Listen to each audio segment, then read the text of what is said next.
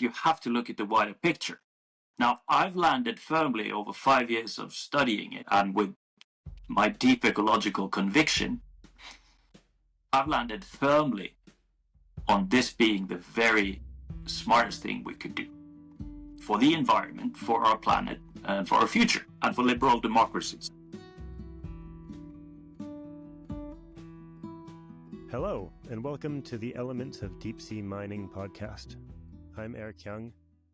This is a podcast for you if you are interested in learning more about the contentious issue of deep sea mining, and if you're interested in hearing both sides, all sides of the debate, in the words of the people who are involved.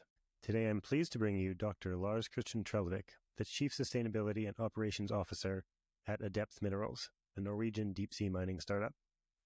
Lars Kristian holds a PhD in systems dynamics from the Center for Deep Sea Research at the University of Bergen, where his work examines the connected impacts of resource extraction, economic sustainability, and uncertainty in decision-making in the deep sea mining sector.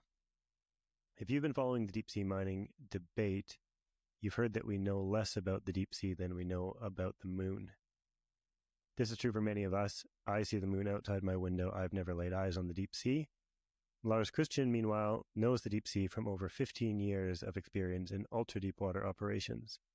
Things we discuss in this episode include the state of exploration activities and next steps for potential mining in Norway, why the debate has become polarized and what it's like to participate in that debate, whether we are truly prepared for the mineral demands of the energy transition, the weaponization of uncertainty, the precautionary principle, the problems caused by semantics in public policy, also deep ecology, systems thinking, and why so much of the public debate ignores the full systems perspective.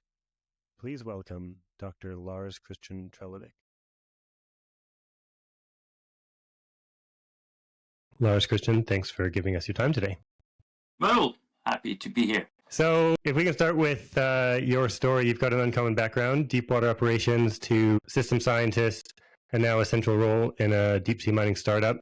Can you tell us the story of how you came to be where you are and how you got involved in the deep sea? Yeah, I guess my story is much longer than that. I've been doing a lot of very different things over, I'm getting older, so over many years.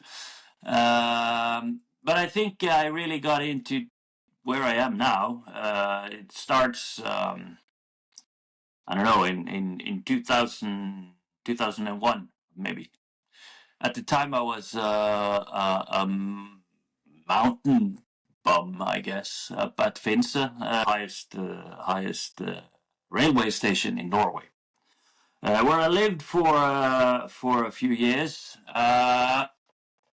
because I've always been deeply drawn to the mountains, and I'd come out of the army, which was mandatory in Norway at the time, from forward recon and officers training.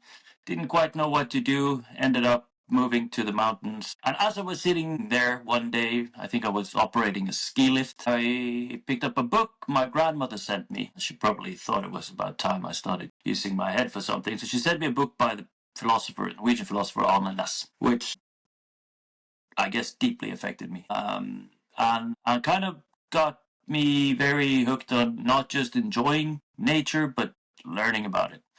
So that kind of sent me off on a university trail. Started up with geography. I guess the idea was to become a glaciologist. After a few years in Canada, so in my undergrad, I landed a job in mapping and surveying underwater operations in Norway, which became also very, very fascinating to me. And then through that sort of career path, I advanced through a master's degree, and I worked for a number of different subsea companies.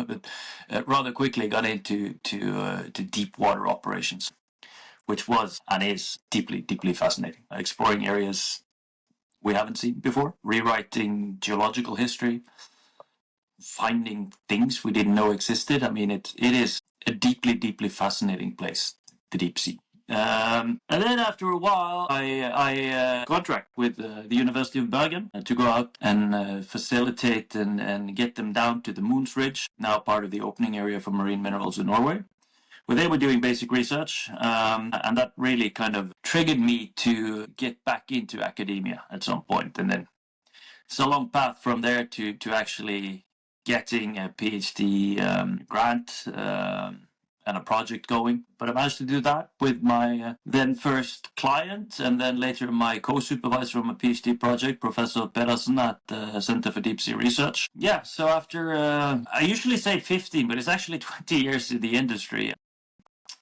I quit my job, took a significant pay cut in order to pursue a PhD in deep sea resources initially. And as the project matured, I ended up focusing on marine minerals, so deep sea minerals. And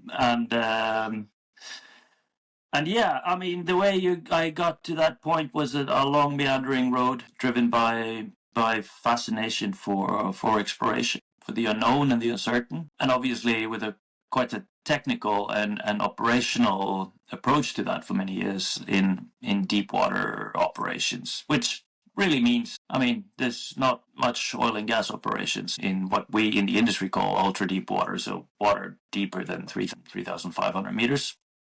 So a lot of the work was mapping, cartography, survey, and exploration. A lot of it was salvage operations, so salvaging sunken cargo from shipwrecks, salvaging. I mean, we had a project with Bezos Expeditions. We salvaged the Apollo 11 booster rocket engines for 4,200 meters in the Bermuda Triangle. So that was pretty cool. And then, yeah, also we did have quite a few sort of projects assisting academia research in getting down to these depths. And so this is a lot of time spent on a ship remotely guiding these deep water, I guess, robotic submarines and things that are doing various operations. Yeah, pretty much. And as you advance through your career and as technology improves, started offshore, of course, spent many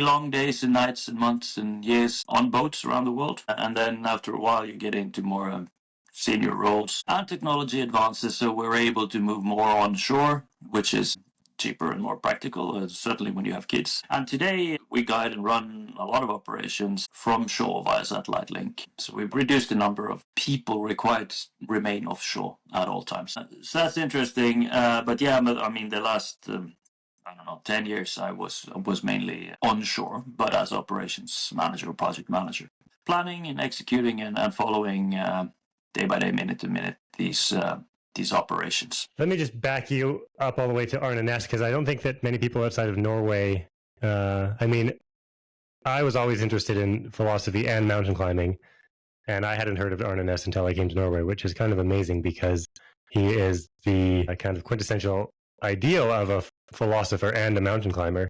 I wonder if you can give just a brief overview of his philosophy also and just his amazing story. Yeah, stop me when you need to, because I'm I guess fanboying over this philosopher. No, Arnaness is in my mind, as you said, a quintessential philosopher, and he starts out as a empiricist, and is I think as 27-year-old he's becomes a professor of philosophy at the University of Oslo. Quite a character, very playful and exploratory mind, I'd say. He has written substantially on many topics. He defined really the university approach to logic reasoning in the Norwegian university movement. But I think he's probably most remembered for, and where I'm deeply inspired by him, is his work on the foundation of what he calls the Deep Ecological movement. So I believe that's in 1968 or 69 or something. He steps on a stage at a philosophy conference, and he delivers a very clear message on the need to preserve our planet, and how we are part of a larger system in this earth, and how we really need, in order to take care of ourselves, take care of nature and environment around us. So he is an early figure and keeps writing on this topic and exploring this topic in many, many different ways. And it becomes a bit of a movement, the deep ecological movement. He's also active in environmentalism. He famously pictured as he's carried away from a demonstration against a water dam project being built up in Finnmark. And so, he becomes a voice, a clear, loud voice on the importance and relevance of nature and our role and relationship to nature. Now, he starts writing, and a lot of his work, the way I read him, is obviously focused on environmentalism, and this is kind of happening before the widespread awareness of climate change is developed and manifested. The way I read him, his thoughts are just as relevant or even more relevant in the climate debate, and certainly as we look at how climate actually is a major or climate change is a major peril to the more general environment and nature loss, biodiversity loss, etc. Arnes is someone everyone should read, and you can be inspired by him on many levels. He said he's a mountain climber. His relation, or his venture point is really coming from a deep fascination for nature and for natural sciences and the environment that surrounds us. So. And his sort of deep ecological movement. I've guided a lot of my work in through my PhD as well, and he writes something quite, to me, importantly.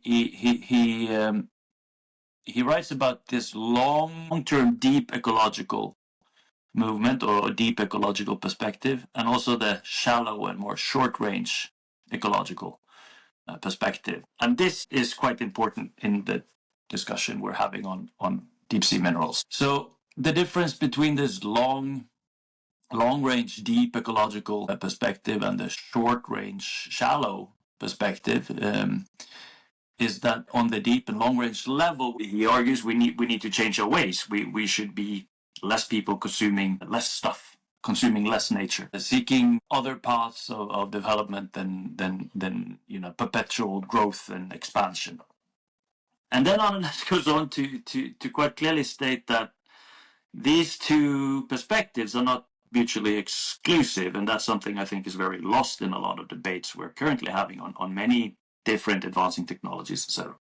So Arnes is quite clear, and he's supported by other philosophers as Gottlieb and other sort of preservationists and conservationists, that people do not change overnight, and we don't change global societies overnight. If we do that, it's hard to do that democratically, and it's hard to do that with a sort of grassroots or downward up anchoring. So, and this idea, I think, is quite important now, and that's why that's I think a very important contextualization for marine minerals, and that's because there is this enormous urgency in which there is no uncertainty in climate change, right? Like, science is in full agreement. We need to do something, and we need to do something very fast. We're talking important things that have to be done by 2030, by 2040, by 2050. This is a very, very short time span to do a lot in a rapidly changing world. And we'll probably get back to this, but that's where I also see marine minerals and green growth as a pivotal element in curbing this accelerating emissions and climate devastation that we're currently seeing. For the reason that Arnes and Gottlieb argues, people do not change overnight. We do not change global structures overnight. We do not change the globalized system overnight. That takes time.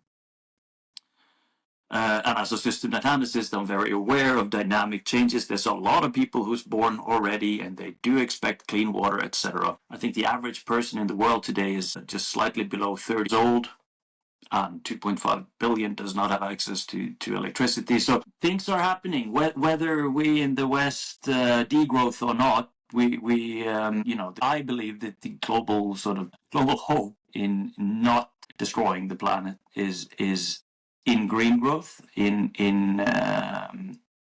replacing a lot of the highly destructive structures and mechanisms that runs our economy and our society today with less destructive things. So yeah, that was a long tangent on ONS, but maybe a segue into marine minerals. It's a great segue, especially to systems thinking and this other part of your work, because like you said, Arne Næss, he kind of starts this movement, Deep Ecology, and ecology is basically ecology is the view of biology from a more wide boundary, like not only how does an organism work, but how does it interact with all the other organisms. And then my understanding of deep ecology is it puts human beings as just one part in this interacting system of other organisms and other processes in nature, and try to look at that from a far enough away perspective, and like you say, including a long time span. And so then this leads us into one of the two reasons that I think it's great to talk to you. One is you've got this incredible expertise on deep sea operations, and then the other is your PhD on kind of a systems view of the deep sea mining question. So like you said, you were faced with suboptimal choices: land-based mining, bad climate outcomes, deep sea mining. You've got an interesting paper in preprint called The Many Challenges of Deep Sea Mining.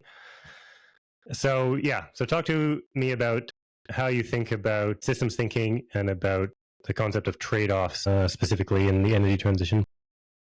Yeah, whatever we do has an effect around us, and that's whatever we do, whatever my dog does. You exist in a context. Everything exists in a context. That's one of the basic premises of systems thinking. Things are connected, things are related, and things are connected through causal relationships. And I think that is a very powerful tool in understanding and framing problems and challenges, and that's what I've done in that preprint. Now, this idea, first of all, not an original idea by me or my co-author, which I will now mention, Brooke Wilkinson. But what me and Brooke Wilkinson did a few years ago was using systems thinking as a tool or a methodology for framing sustainability in innovation processes.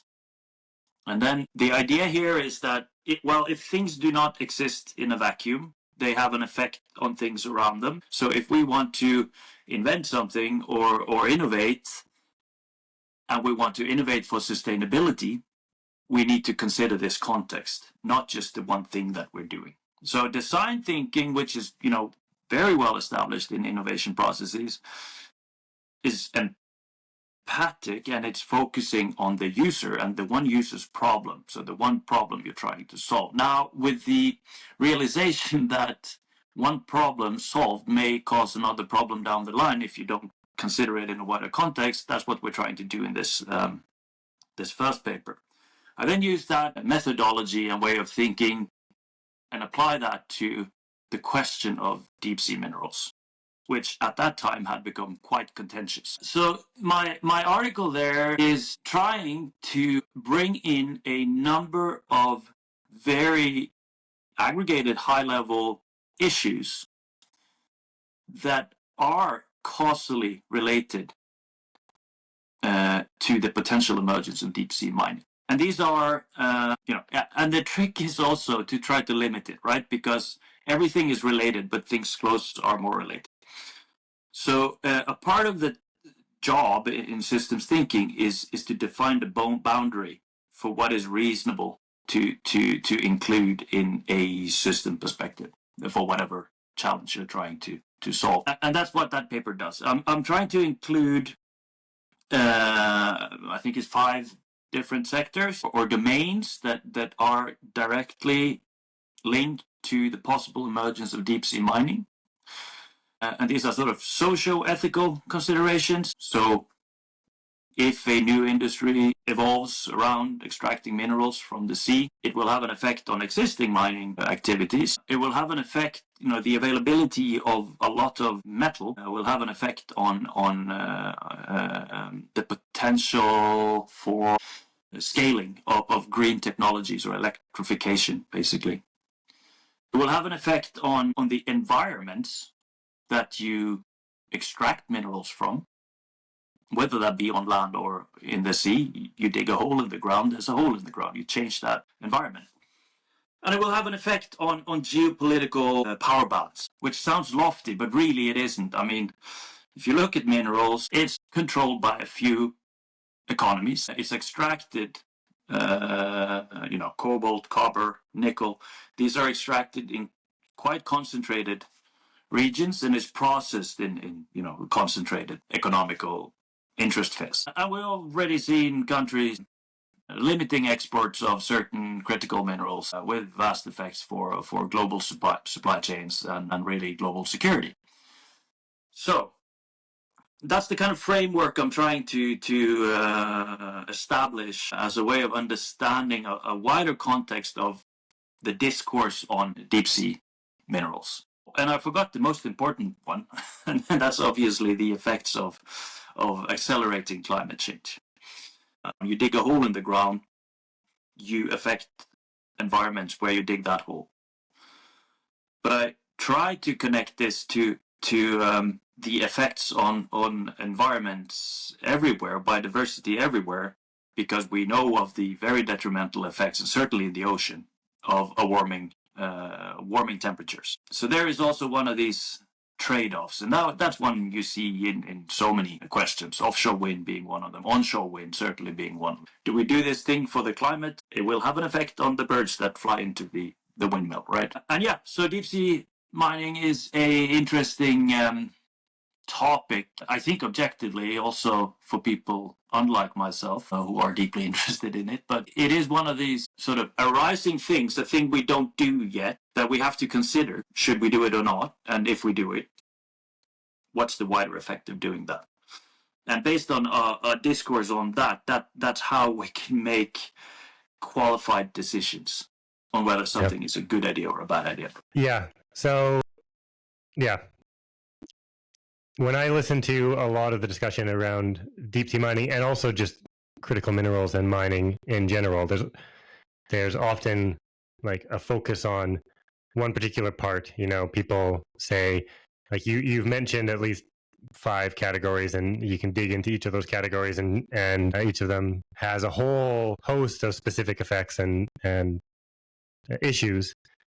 And then you listen to the debate, and often it's people who have kind of focused in on one or two things, and they are kind of either explicitly ignoring or just backgrounding the rest. And so the next thing I'd like to ask you about is just kind of like the state of the debate as you experience it around deep sea mining, just as someone who is in this space, gets kind of painted with the brush of the new industrialist, and also having actually participated on stage in some debates.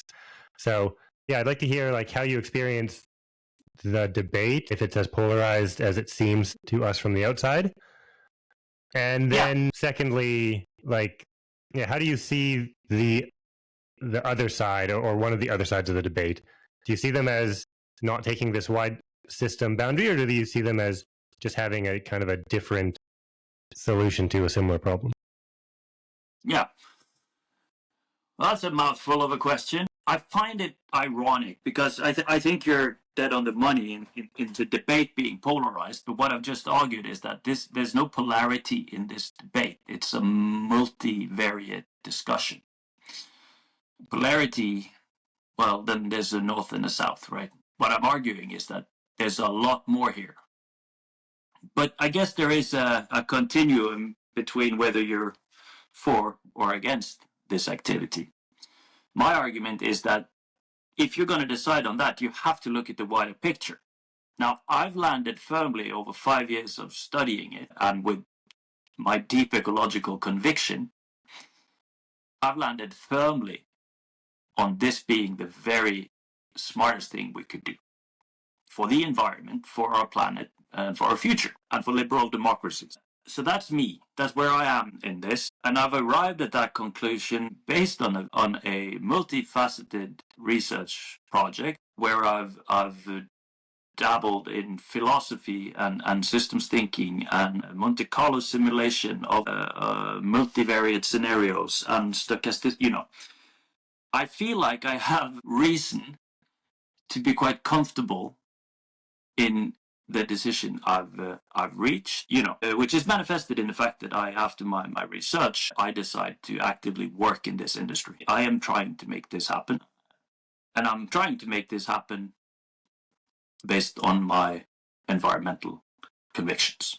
So, just wanted to establish that first, and that takes me into what you correctly assumes to be a frustration with the debate. Because yes, I am frustrated. I find that I am being opposed, or we who are trying to do this.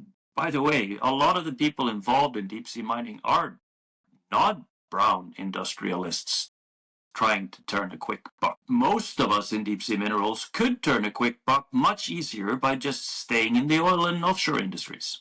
And most of us were working there before. Not that that proves anything. Oh, and another thing, on the quickness, there's nothing quick about building a new industry from scratch in a polarized environment. So quickness is not really a perspective here, certainly if you consider alternatives for the people involved. But no, so my frustration is more that the debate is simplified, and it's speculating in uncertainty, and it has become very confrontational, and as you say, very limited in its scope.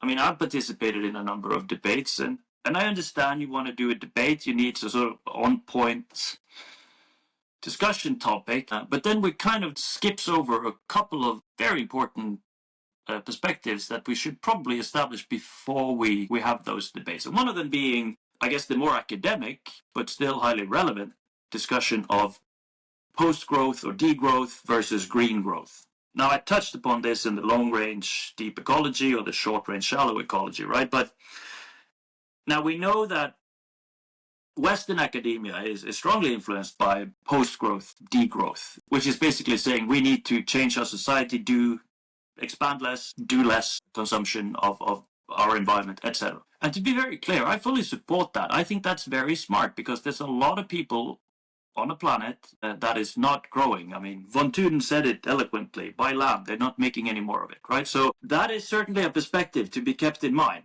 Now, whether that's an effective perspective in a world with a lot of urgency on climate, I am not convinced. And that is the other part of that paradigmical discussion, and that's green growth, where the argument is let's replace these very bad technologies, burning of fossil fuels, coal, with better options. So renewable energy and batteries. When we have a very well-defined deadline for making some radical changes in our emissions, I think that is the pragmatic perspective to take. Because it will take a lot of time to change, billions of people's hearts and minds on what they want from life. And do keep in mind, a lot of those people, it requires a lot of growth to provide electricity and clean drinking water to billions of people. We're not necessarily talking about a new iPhone every month in Norway or France. We're also talking about quite basic Maslowian needs for a lot of people. Growth, expansion is required for that, for a period. So I don't want to have, if we're going to discuss, do we need the minerals or not, we first need to establish, well, do we believe that the world will keep growing or not? Or economies keep expanding, etc. So that's the first thing we should keep in mind. And I feel a lot of the arguments against deep sea minerals or mining minerals at all make some very, in my mind, unreasonable assumptions, or not even assumptions. It makes a bet on us being able to change the global economy quickly enough to degrowth. So that's one of my frustrations with this. Now, that being said, it's not very tabloid to have an academic debate on post-growth versus green growth, so I understand why the debate gets that way, and it's really hard to write a clickable headline in an online newspaper. So I understand that. I do, however, feel that the debate has largely drowned in these fronts, where a lot of people have assumed positions and show little flexibility in having sort of, in my mind, systems-rooted discussions, if that makes sense. So, and I touched upon another thing here, which I think is interesting and fascinating and very difficult to deal with, and that's uncertainty. Now, you mentioned in your introduction that, what do we know about the deep sea? And that uncertainty is basically weaponized. Interestingly, in my mind, exactly the same way that the oil lobbyists weaponized uncertainty about climate change for decades. Look where that got us. Tobacco industry did this as well. We don't have clear research on whether smoking is bad for you. And now we have the uncertainty of well, what happens if we start doing something in the deep sea? We know so very little about the deep sea. And then we need to look at how do we deal with uncertainty in a rational decision theory way. Kahneman writes a lot about this. There's a lot of good understanding, mathematical and philosophical, on dealing with uncertainty and making decisions under uncertainty. And certainly that's been a big part of my PhD project, where I've used both qualitative and quantitative simulation, stochastic simulation, scenario simulation, Monte Carlo, sensitivity analysis to get to this uncertainty, right?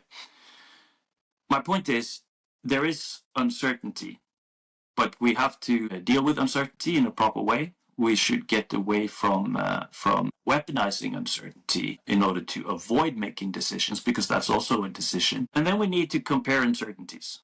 It takes me back to this deep versus shallow, short range versus long range. There is no uncertainty about what happens if we allow climate change to just keep escalating. There's no uncertainty there. And there is a very known non-uncertain upside to curbing that development. And regardless of what we know or do not know about deep sea minerals, there is uncertainty on whether and what effect that will have, but there is little uncertainty about the upside of getting access, secure supply chains for the electrification metals required to curb climate change. So just at that aggregated level, we can consider uncertainties in a decision perspective.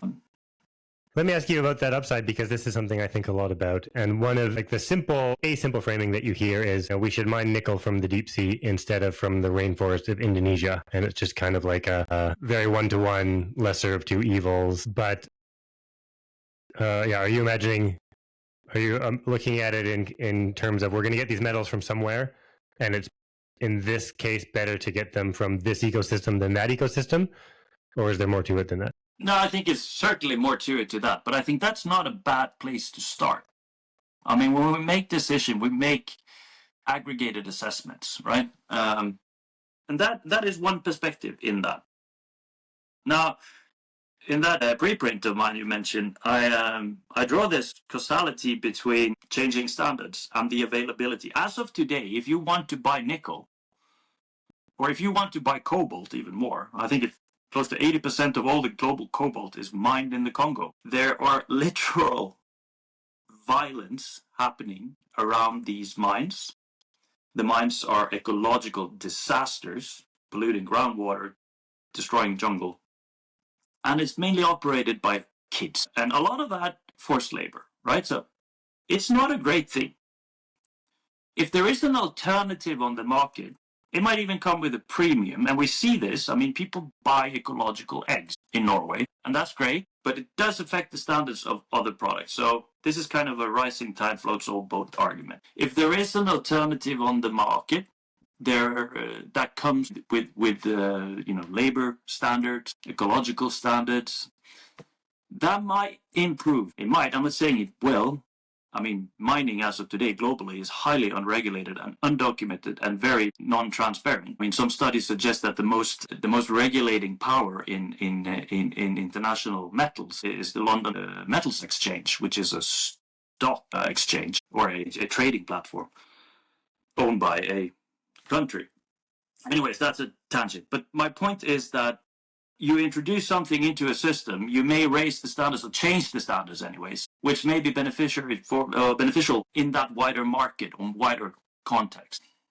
I forgot what your question was, but I answered something. Yeah, no, that was certainly, I mean, my question is it as simple as we add minerals from this source and we take away, we add mining here is going to equal less mining there? And I mean, one of the other kind of bigger economics questions, which I mean, I'm not expecting you to have an answer to this, but when we add more of a resource, of a natural resource to a market, it's not always clear to me that we use less of that resource. No. Or we use the same amounts. It could just mean that we all have electric vehicles with twice as much range or twice as much acceleration or something. And things do not exist in a vacuum, right? Like the raw material for enabling a technological development is one part of a multifaceted solution. First of all, I think what you're mentioning there is kind of the highway issue, right? You add lanes, it's just going to be more cars on the road and still going to be a traffic jam, right? That's a good analogy, yeah. Yeah, and I think that's certainly an issue. But if you look at the International Energy Agency, they've forecasted metal and mineral requirements, and they do very solid quantitative work on this. The supply gap of base metals such as copper is massive. I mean, if you look at, so they model this with scenarios, and they model, based on the 1.5 degrees temperature change scenario, for example. I don't know if that's one of the scenarios, but they do scenarios in terms of curbing climate, all kinds of different scenarios. But if you look at their assessments of what we need in terms of copper, I mean, we're going to need a lot more copper mined before 2050, mined this far in our 7,000 history of mining copper. Copper is already recycled around 40-something%. And recycling is certainly a part of this. But particularly copper remains, once it's applied in the transmission cable or somewhere, it remains there for many, many years. It's not a, use and then recycle quickly cycle on that. It's a lasting thing. Typically infrastructure. And then you look at the exploration activity and the sort of known identified resources for copper globally, and the money being invested in exploration onshore for copper. It's a major gap. It's a massive shortfall. On the figures, we quite, with some level of certainty can predict that we are going to need, if we're going to meet these targets with the existing and scalable technologies we do have today, which translates to the technologies that could actually be enacted and scaled up and rolled out in time for this, urgent timeline we're on. Then the gap between what we are able to produce and what we think we're able to produce on land and what we actually need is massive. So those are some sort of absolute figures that, I think it's important to keep in mind here. And I'm not saying this is simple, and I'm certainly not saying that marine minerals is going to replace onshore mining at all. We have an article on that as well, where we simulate just that very thing. What will the effect be on markets? And main conclusion there is that we're going to need both. So I'm certainly not making the argument against, conceptually mining on land. I'm just saying mining on land has some challenges in terms of providing what we need, just from a volume perspective. There's well-known issues related to onshore mining as it's executed today. I'm saying that marine minerals may affect positively in changing those standards in labor, environmental concerns, etc. Yeah, that's very interesting. That spin-off effect of having a better alternative in the market can push existing players to kind of clean up their act. That's why we have antitrust laws, right? I mean, minerals today are pretty monopolized. Yeah, and getting worse. And getting worse. And the demand is pretty robust. So those hard questions are going to be really hard to ask and act upon. I mean, Germany, not doing so great economically these days. They're in a recession. Huge industrialized economy, and they're importing the high teas of the minerals they use in all their manufacturing. We saw what happened in Europe, relying on Russian gas. That very same situation is very real in terms of metals and minerals. Very dependent on exposed or vulnerable supply chains controlled by very few economies. Economies with different agendas and different ideals of global order than what we probably have here in the West. So that's another perspective. Let me take you back to uncertainty. So one of the, uncertainty is obviously talked about a lot in the decision about whether or not to allow deep sea mining. And one of the standard kind of responses is the precautionary principle, which some interpret as we shouldn't do any mining activities until more is known. So, yeah, tell me why this full stop isn't appropriate, and what do you think is a proper precautionary approach to the opening of deep sea mining? Well, first of all, I don't think it's precautionary at all to rely on the global order to shift away from the growth paradigm within the next 25 years. We know very well what's going to happen if we hit that 2 degrees, 2.5 degrees. So that's my first take on the precautionary principle. And that's back to the, I keep coming back to what level of this debate, happening on. But okay, so that's my first premise. And then my second premise is that what does precautionary mean? Well, the argument here is that we need to know more. And then the question is, how do we know more? How do we learn more efficiently? Well, we learn a lot more if we do more. If we have more eyes on the ground, we will know more of the ground. And this comes into the Norwegian debate, or the Norwegian law and regulation on deep sea minerals, and it's been contested by many, that before we can open up the Norwegian deep sea mineral commercial activity, researchers need to do a lot more work. First of all, I don't disagree that we need more information. We certainly do. But how do we get that information quickly enough? Again, timeline 2050. Well, we have very good experience from oil and gas, but a number of other industries, that if we have a solid regulation framework for the activities you need to do to gather information, to document, to do consequence analysis or impact analysis, we get more data quicker. Now, the industry in Norway, that's the principle for the opening process in Norway. So first, if you're going to extract minerals from the seabed, first you need to find them. And when you look for them, you do mapping. It's exactly the same thing as the researchers do. Same technology, same impact. Now, by opening up for commercial activity, there will be people speculating in this being a good business case, and they will be out there with robots and vessels and geophysical and environmental sensors to understand this environment. To figure out if there's resources there that's worthwhile, and in parallel, which we've demonstrated in the company I work now in 2023 in a joint research cruise with the University of Bergen and others. You do these things in parallel. You map the environment and you map for resources in parallel.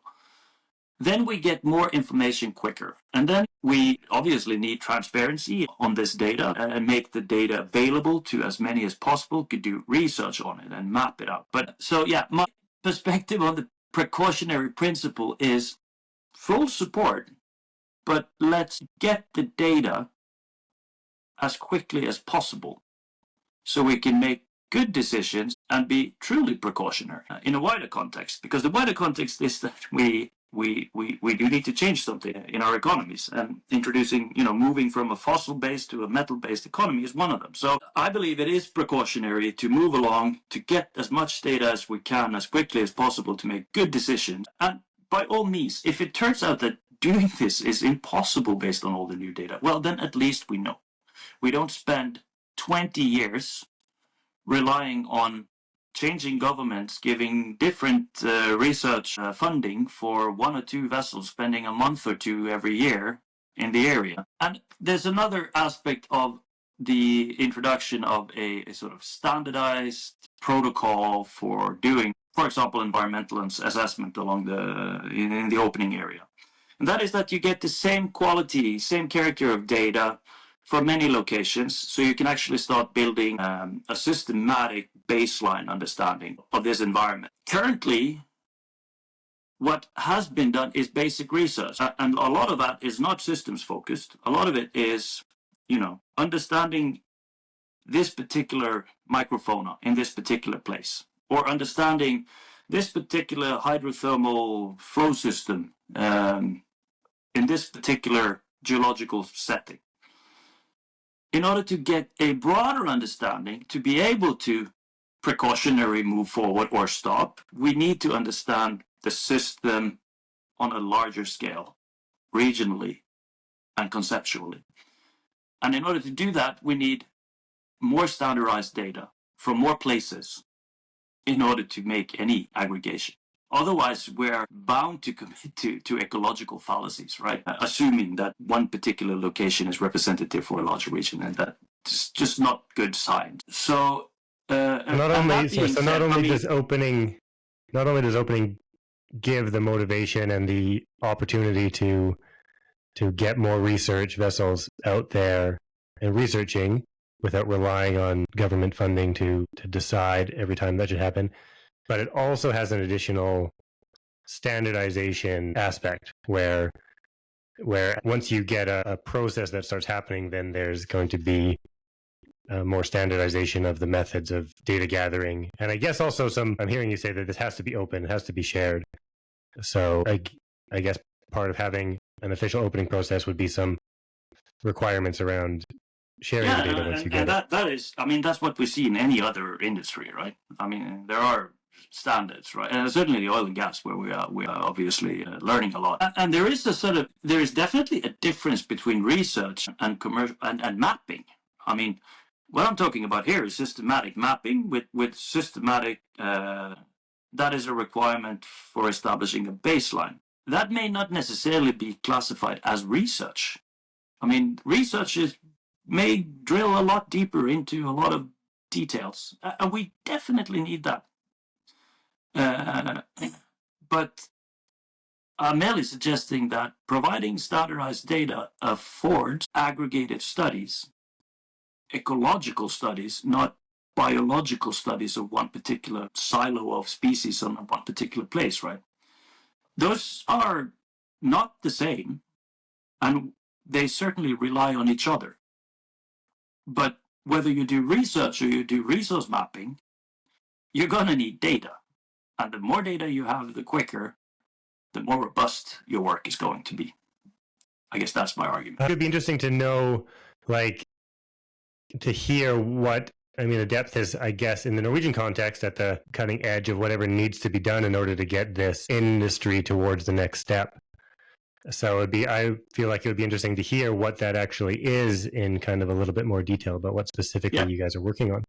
So specifically, Adepth is quite focused, has been quite focused on sulfide deposits, so SMS or massive sulfide deposits on the seabed. These are concentrated or mineralizations or deposits of minerals on the seabed in mounts, with some mineralization going down into the seabed as well. So these deposits are typically, 200 by 200 meters with a three-dimensional or a Z value, a depth and a height of, 50, 100 meters. We don't fully know because we've never drilled through one. That's been the main focus for Adepth. That's one of the two categories of mineral deposits we have identified in the Norwegian opening area. The other one is a crust or manganese crust, which are hard, coating of mineralization occurring on steep mountainsides below the seabed. Now, Adepth is relatively agnostic to what resource we're looking for, but we have been quite focused on sulfides. In doing that, we've developed a coring, so a rock coring technology, or we really adapted onshore coring technology to be used in deep water. So we've developed what we call a FlexiCore, which allows us to drill 5 centimeter diameter rock cores into the seabed and pull out rock samples in order to understand what's going on there, what type of rock and minerals, metals are there.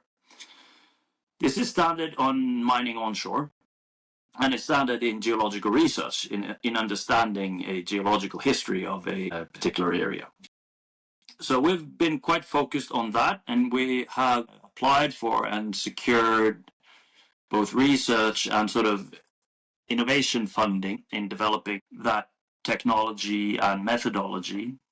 And we've also, along with, 14 consortium partners secured a what's called a Green Platform research grant from the Norwegian Research Council, which is a 3-year grant where we do a wide study on the value chain of deep sea minerals in Norway. Through that, we've secured funding for a research expedition in 2023, where we, along with the University of Bergen, Norse, Seabed Solutions, Deep Ocean, Aker BP, Shearwater, a number of these consortium partners went out to the Moon's Ridge to both test and understand technology that were being developed in order to understand the geology and also to study a hydrothermal flow system. In doing that, we made a sulfide discovery. It's now called Deep Inside Hill, which is a mountain of minerals, basically, located in the opening area in a inactive vent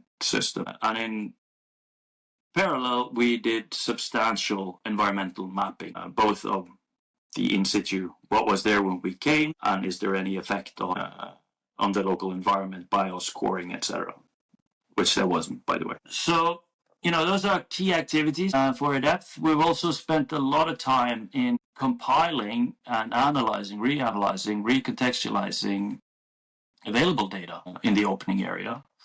We've drawn structural element maps and understand the regional geological setting. And we're finding a lot of very, very interesting geologically speaking and environmentally speaking phenomena that hasn't really been studied before. So as of now, awaiting the opening process to actually get started, Adepth has really been doing a lot of research, trying to understand resource and environment and potential for development in this region. We're a small company. I'm the ops guy or the operational guy, and we have a CFO, and the rest are G&G or geologists, geophysicists, all coming out of academic backgrounds, studying potential on the Norwegian continental shelf. Does it make sense to ask what's going to change? So there was this opening that was kind of announced, and then recently, I don't know if it's revoked or just paused. Well, it was paused in what I find to be a rather ironic environmental win, as it's called. There was some horse trading around the Norwegian budget, and a minority party negotiating with the government got a pause on the licensing round that was days away from being announced on marine minerals on the Norwegian shelf. That was paused, and the trade-off was that they opened a licensing round for oil and gas in the Barents Sea. Is that right? Yeah, that's my understanding of this anyway. So to me, it's not an environmental win to stop exploration of our seafloor to secure further oil and gas in the Barents. Anyway, that's... Yeah, I wonder if it makes sense to ask, like, what would happen for Adepth? So right now you're developing technology to do core samples, which... No, we have developed that. That works. And okay. The data we retrieve has taught us a lot, and the spread was tested and has been optimized, and we rent that out to it's been used for various wind farm projects, etc., for geotechnical sampling. So the equipment is developed, it works, and it's safe and effective. And then you've done as much kind of background research as you can with the existing data. And then once the opening or the licensing round were to happen, what would be the concrete step? Then you would apply for a license, and then you would be able to go out to some of these actual areas and start doing some of this investigation that is the next step.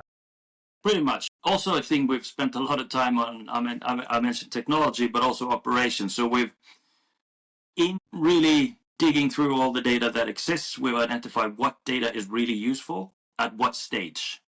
And in doing that, we've been able to define a work program for ourselves where we're able to make our exploration process when it gets started as effective as possible in terms of retrieving the right data at the right time with the smallest possible footprint, both economically and environmentally. So we've been able to identify a sort of exploration process or define an exploration process where we can start off with small fishing vessels that aren't fishing during this period of the year when it's reasonable to be up there in this area. And then there is a sort of gradual process where you get into more and more detail as you progress from a number of leads that are interesting into prospects, into discoveries. And in that, we've been able to define a process that removes the need for very large vessels and heavy equipment early on. So you can only use that, heavier subsea platforms.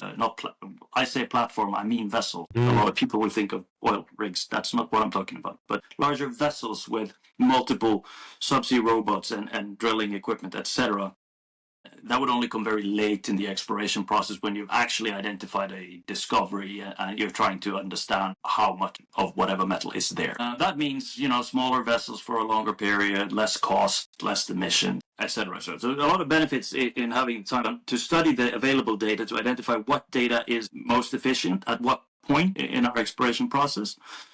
So yeah, if the licensing round gets started, we would apply for licenses. That would be a process quite similar to what is known from oil and gas. So you write a long application with a lot of environmental and resource analysis for the areas you wish to apply for. So you basically have to make the argument for why you want to go there and how you're going to do it. Then at some point you're awarded a license, probably in a consortium with other companies. We don't expect there to be licenses, and we wouldn't see that as beneficial to have licenses awarded to one company alone. It's good to work together to get different perspectives and increase sort of accountability and in terms of efficiency. So then you have the license, you can go out there and explore. That would be probably multi-year phase of exploration where you kind of narrow your funnel from many places and areas you're interested in to identifying more interesting targets, and then you move on, reduce your uncertainty into one or two or three, I don't know how many discoveries. At that point, you start writing what's called a plan for development of that resource. And the way this has been established in Norwegian Parliament, the first, I don't know the number, but the X number of first plan developments need to come back to Parliament for approval. So by having a license, you have the right to explore and to identify resources on your allotted license.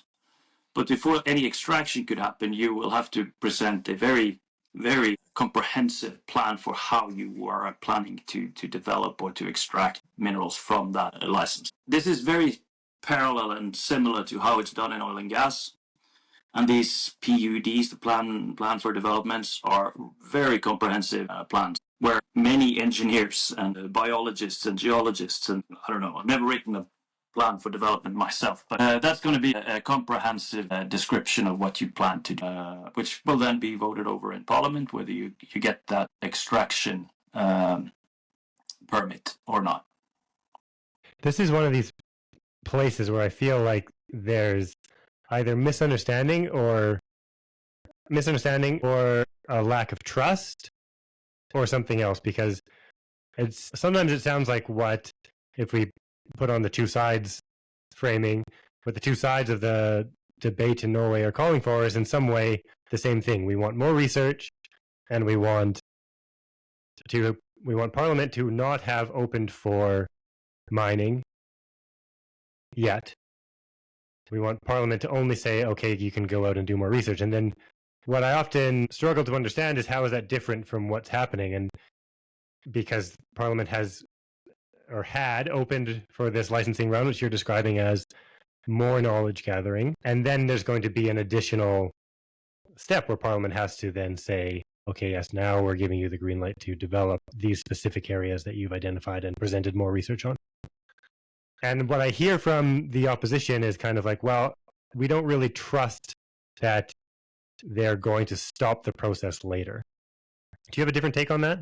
No, I agree with that. I think it is, well, first of all, I think it is a semantic problem. So the license that you would apply for, had it been announced now this fall, we don't know when it will be announced now, but the name of that license is a production license. That's a semantic that's a problem of wording, because it's a license, but it's not a permit.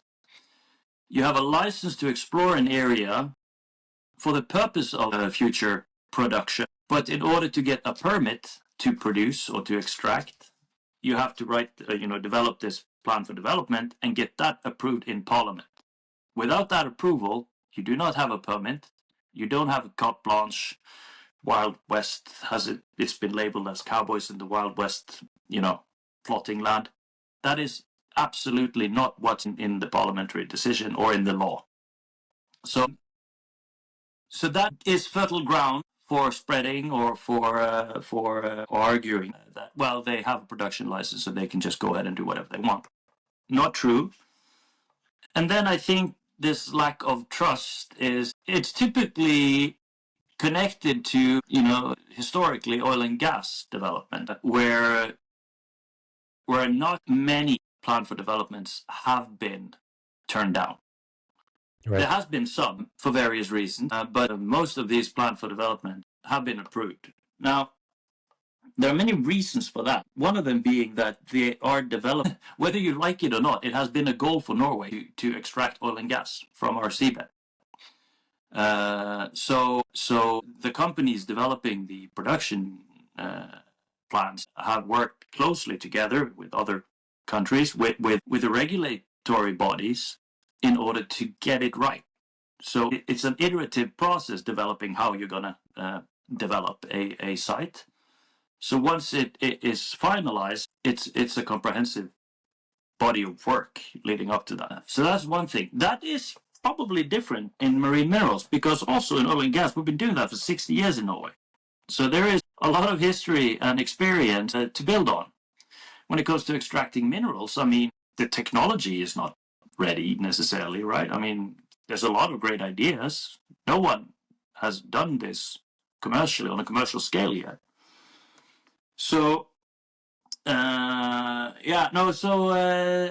think it's been drawn as sort of an unfair parallel to oil and gas in that respect. Another thing in oil and gas, it's that, I mean, the actual effect on the seabed is very limited. You drill a hole and you stick a straw in it, and the area occupied on the seabed is very limited, right? The climate effect, which has been, a lawsuit, whether that was included in the impact assessment or not. That's a different debate, but that wasn't at the time, 20 years ago, part of the assessment, checklist, I guess, if I got that correctly. I'm not sure about that. Anyways, so yeah, I think it's quite easy to argue that, well, look at oil and gas. They usually get the permit to develop, so it must be the same in minerals. It's supported by the argument, well, it's hard to say no when they spent a lot of money on it. Yeah. I don't think that's necessarily true here. It is true that there is uncertainty here, right? I mean, who knows? If no one can make the case to investors that this is a good business case, I mean, there's not even going to be an application for production, right? Now, I'm confident that will happen. That there is a very good business case here, but that's really beside the point. And I think it is reason to trust Norwegian Parliament to decide consciously on these paths. And I think it is quite detrimental to our democracy to peddle distrust of Norwegian resource, public management and to Norwegian politicians. Yeah, it's very interesting, especially as coming as a foreigner to Norway, where the standout national characteristic here that's so different from North America is this trust in government, which, especially being here through COVID and comparing to the kind of just the ability for a society to function under some kind of collective rules imposed by the government. It was real eye-opening how this trust in government was beneficial in Norway and lacking. Yeah, and that's why I think it is, let's fight this out, but let's not undermine some basic democratic structures where trust being quite significant in the Nordic model. I don't think it's beneficial to any of us to undermine that. That is hugely beneficial in all aspects of our society, that we have this level of trust between the private and the public sphere, and between citizens and government. Yeah. I mean, you quickly descend into Thomas Hobbes's vision of society without that trust, right? And we don't want that. And I don't think we'd fare very well with it, having no history of understanding our society that way.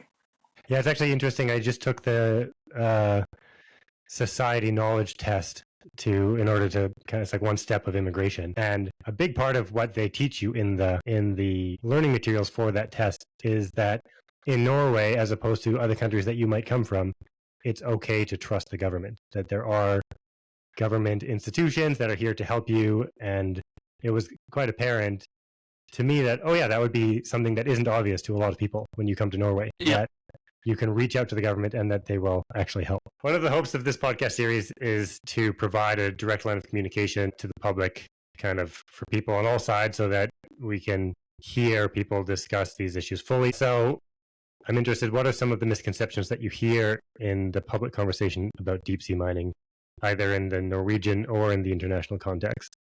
Yeah, I don't really want to comment so much on the international.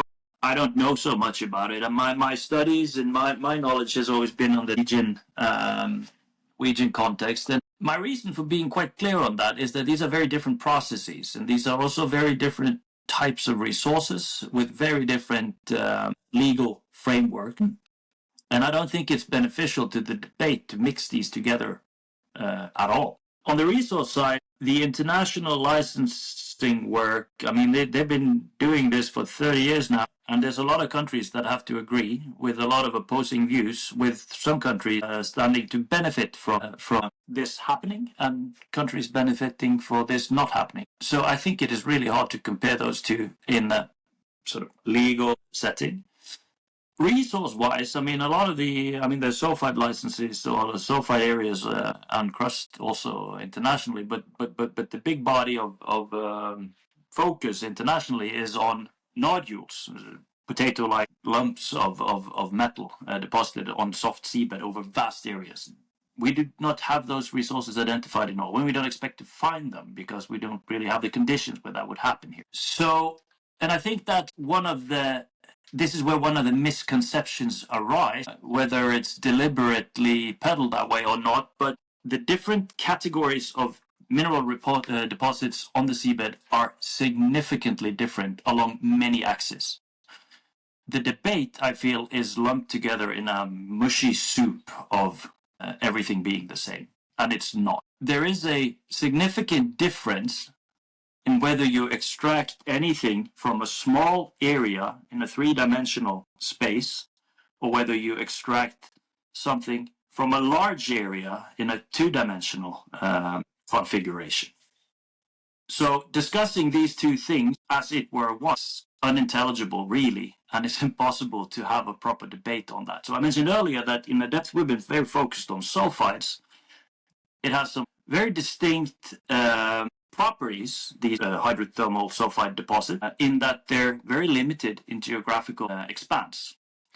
So whatever you do, you're doing that in a limited geographical space, 200 by 200 by 100 meters.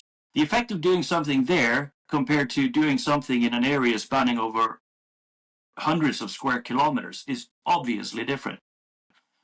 And so the debate should account for that. And that is, I feel, lost in the public dialogue on this.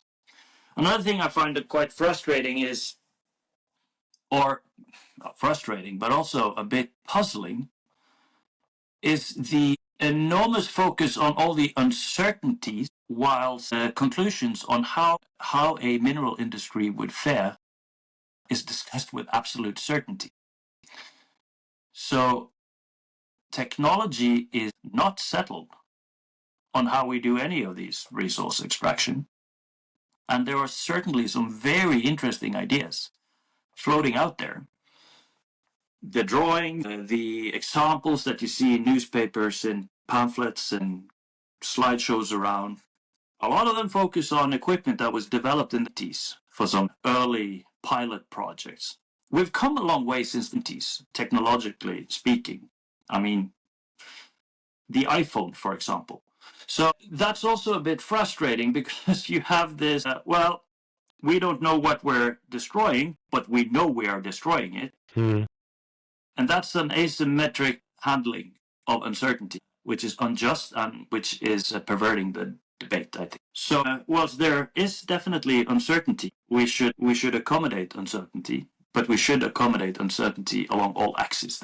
What else? I think there is way too little. Well, I think there is a lot of suspicion being thrown around towards the industry and towards certain scientists and toward public entities, organizations, and political figures, which I think is unjust. I mean, I think we do have a difference of opinion, but I'd rather we discuss the opinions and not attack characters. I mean, I think in soccer they say you should go for the ball and not the man, and when you're doing the tackle, right? And I think there's a lot of that happening, and we saw that latest now in the lawsuit that one of the organizations has sued the Norwegian government for the opening process. I mean, there's individuals hired in my company being mentioned by name and made to look suspicious for having studied at a certain university. I'm not going to get into all the details, but I don't think that's the kind of debate we should be having about anything, and certainly not about something very important, and certainly not in something that raising a high temperature in the debate already. Does any of this wash back on you? Like, are you feeling like you're to some extent the public face of deep sea mining? And yeah, of course. I mean, we have to risk assess this. I'm responsible for my co-worker. You know, NGOs sailed out to a research expedition out in was it the Indian Ocean a few years ago. They climbed up on the vessel and, ironically prevented biological research going on. These are considerations we, who operate vessels have to consider always. And the oil and gas is certainly exposed to this kind of, but it's uncomfortable that we have a debate now that seems so polarized and so heated that I have to consider for the well-being of my colleagues, the safety of my security of my colleagues, onshore and offshore, whether there will be potentially dangerous activism or where my colleagues are, exposed to any level of risk. People with, working in whatever industry, that is obviously uncomfortable. So I would certainly like to see the temperature of the debate taken down. And again, I think that's a democratic issue, really. So then let's talk about an issue where you've waded into one of the deep sea mining debates. On your ResearchGate profile, where people can find your publications published and upcoming, there is a response to an article that came out in Nature Geoscience this past summer, dealing with the reported discovery of the creation of oxygen at the seafloor in these nodule beds. So can you give us an overview of that? That issue, that paper, and why you felt it was worth getting into and writing a response? Yeah, well, I mentioned that the company I work for, we're a small bunch of deep sea enthusiasts with trying to understand and working systematically to understand the deep sea. And we do that because we believe there are resources there, but we also understand that there's a lot more to understand from a systems perspective in terms of how does this environment work and function. So we read a lot. I mean, we have like a book club on WhatsApp where we share articles. And a few days before the ISA, the International Seabed Authority, gathered at Jamaica for their annual, there's a meeting this summer, an article was published by Dr. Sweetman et al. On a hypothesis that the mineral compositions of nodules generated as a potential sort of electric field that could execute electrolysis, so splitting H2O into hydrogen and oxygen, thereby generating oxygen from seawater on the seabed. Now, that article, it's a short article, and it's based on data sets collected in the Pacific, I think, where they use a what's called a lander technology, where they lower these chambers down to the seabed, like a bottle, and they have sensors inside here, and they measure various water qualities. And obviously, I mean, if oxygen is created on the seabed, it has the potential to kind of rewrite the oxygen cycle as we know it. And it would have the potential to rewrite our understanding of the very development of the atmosphere on our planet. So if true, I mean, this is possibly groundbreaking research, right? And this came out, as I mentioned, just before the summer, and we were reading this, and some of us read it a bit more thoroughly, and it's like, this is curious. And basically what we find is that, and what we've argued is that the data presented along with the article or the paper is not supporting the hypothesis. Now, you require certain level of voltage in order to split or to perform electrolysis. Electrolysis has been known for hundreds of years, and that current is not present. You do not have that power in the data presented. So we've only looked at the data presented with the article, and we've looked at the hypotheses presented and the data associated, where the article suggests that this is happening, oxygen is generated inside these chambers. We cannot see that in the data used to provide this. And so that's what we've looked at. Now, others have looked at many other aspects of this. There's one preprint published on the way that lander is configured. I mean, technologically, is like they're basically arguing that it's not done properly. And others argue other things, which I won't answer to. So that was our critique. And I should underline, Adepth Minerals, we are not at all working internationally, and we're not at all pursuing nodules. So for us, we don't have a business incentive here. We do not have licensing, and we do not have competence in nodules, really. But it is interesting for us to understand how things work geochemically in great water depths. So that's why we read this. And then we just basically found that this doesn't add up. So we've submitted some critiques of that, and Sweetman et al. has replied. They don't agree with us. We agree with us, and we don't understand. To me, it's hard. I mean, if you look at the data, the argument is not there, as far as I can tell. And then there's probably, I mean, I'm not a geochemist. I'm not going to invest myself too much in that discussion. But based on what I can see in the data and the hypothesis presented, there's some unjustified claims there. Now, last I saw on LinkedIn or somewhere that this research group has received some funding to go back out and try to replicate this. So I guess we'll see. And I would be deeply surprised if they were able to support this hypothesis. There's another, and that's just a small comment in our little piece, but when the argument is made that this is possibly how the first oxygen on Earth was created, it becomes a bit problematic as these nodules are oxides. So the first oxygen couldn't possibly be generated as an effect of the presence of an oxide, because that would require the initial existence of oxygen. So, but an oxide is a mineral that has reacted with oxygen. Yeah. Previously. Yeah, well, that's very interesting. I wish I had a question about the academic environment around trying to publish in deep sea mining, because my perception of this dark oxygen debate was it brought a bunch of attention back to, it was another time when deep sea mining was picked up by a bunch of the big newspapers. It wasn't that this was they